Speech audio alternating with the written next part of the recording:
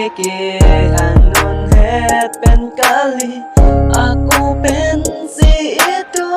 Joy rapet piniali Awilang ni kaya long Kopi si ni kaya pan Ni kiviti kang maukang hon Dari thang ni pan Ni long an vang thu non Abrang son Seng tepa long abra Lo lang de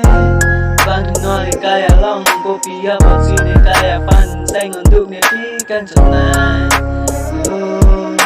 Ti tham thu nang abrang ason ni tumbang ini Seng tepa long rapet na Vang thu non ni kaya long Nang pan si non puai jari bom langkang Vang thu ji mene pu si trong hong di nang panon Bona vang thu the nang lan ne kaya long Kaya han seng hon du ki pi chot nang ne long Vang thu non ni kaya long Abrang asong seng che parong na pedo nang itu bang hidu ya kaya bom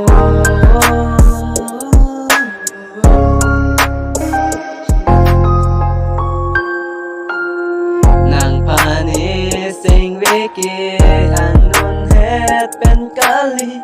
Aku pensi itu Joy rapet piniali Awilang ni kaya long Kopi si ni kaya pan Ni kiviti kang maukang hon Dari thang ni pan Ni long an vang thu non Abrang son Seng tepa long abra Lo lang de Vang thu non ni kaya long Kopi apa si ni kaya pan Seng untuk ni pikan sonai Ti tham thu nang abrang ason ni tumbang ini Seng tepa long rapet na Vang thu non ni kaya long Nang pan si non puai jari bom langkang Vang thu ji mene pu si trong hong di nang panon Bona vang thu the